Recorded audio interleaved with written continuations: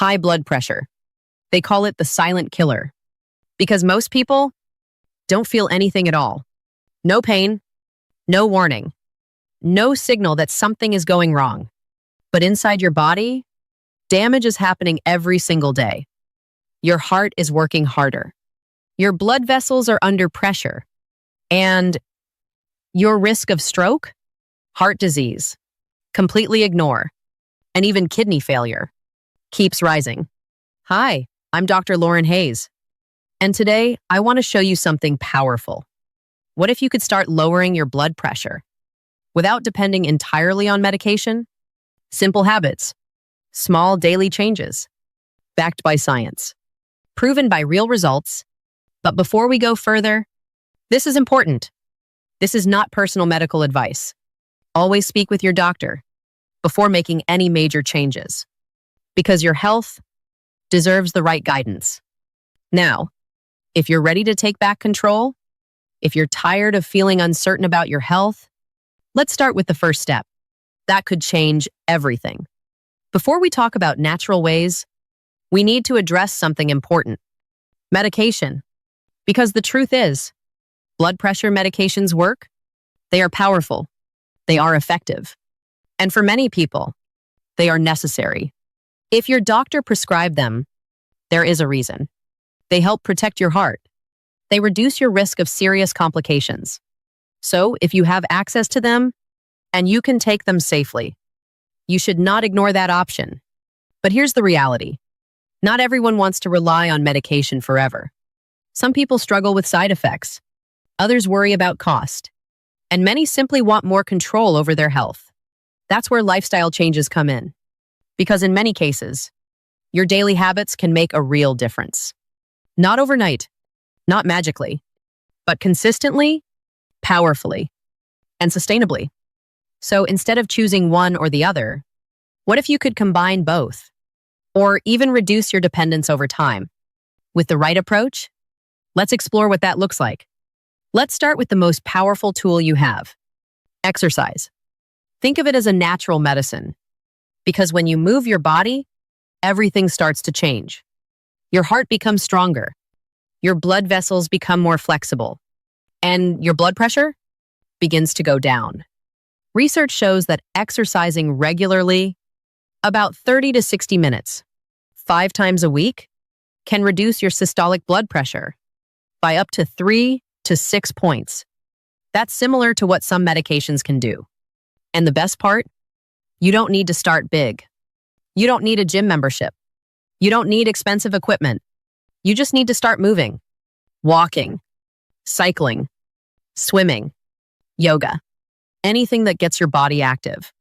The key is consistency, because one workout won't change your life, but repeating it day after day will. Start small. Even 10 minutes a day is better than doing nothing. Then gradually increase your time, your intensity, your effort, and over time, your body will adapt. Your heart will thank you. But remember, always make sure it's safe for you.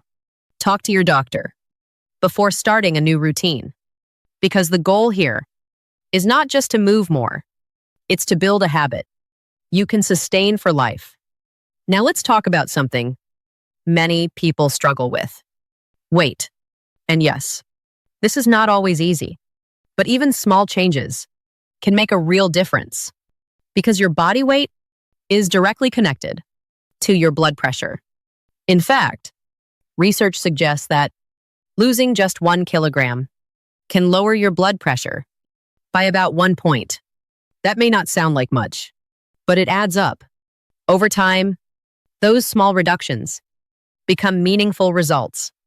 And here's something important. Most people don't realize. If you're not gaining weight, you're already winning. Maintaining your weight is a powerful step forward, because weight gain increases your risk of high blood pressure.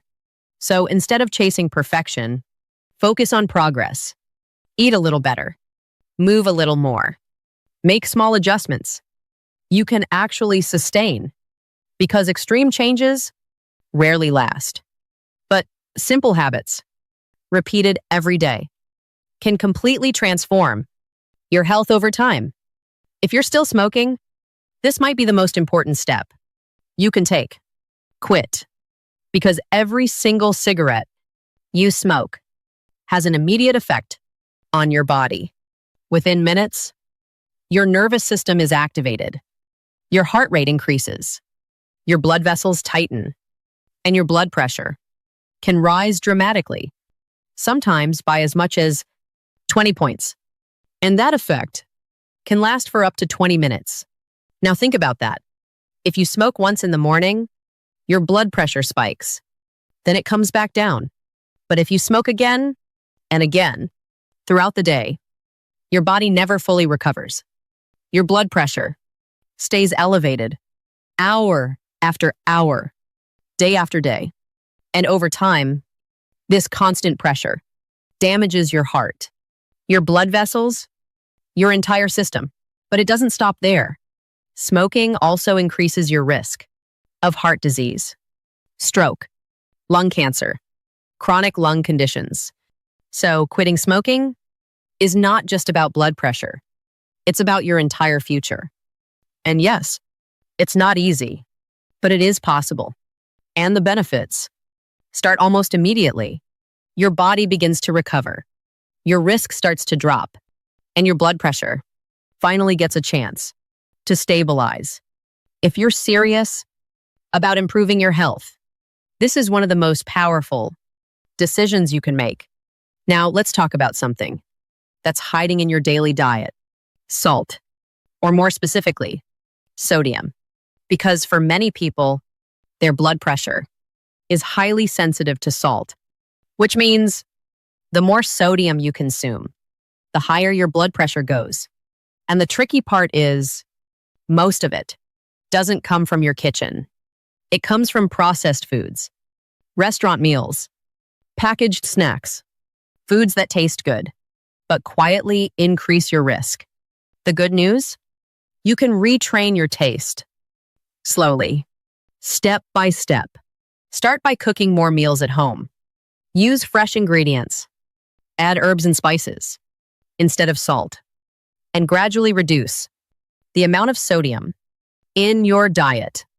Because over time, your taste buds adapt.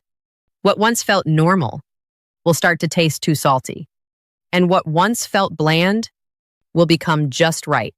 Lower sodium intake can lead to lower blood pressure, and that's a change you can control every single day.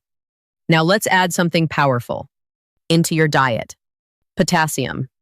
Because while sodium raises blood pressure, potassium helps bring it down. It works by balancing the amount of sodium in your body, and it also helps your blood vessels relax, which makes it easier for your heart to do its job. And the best part? You can get it from real, everyday foods.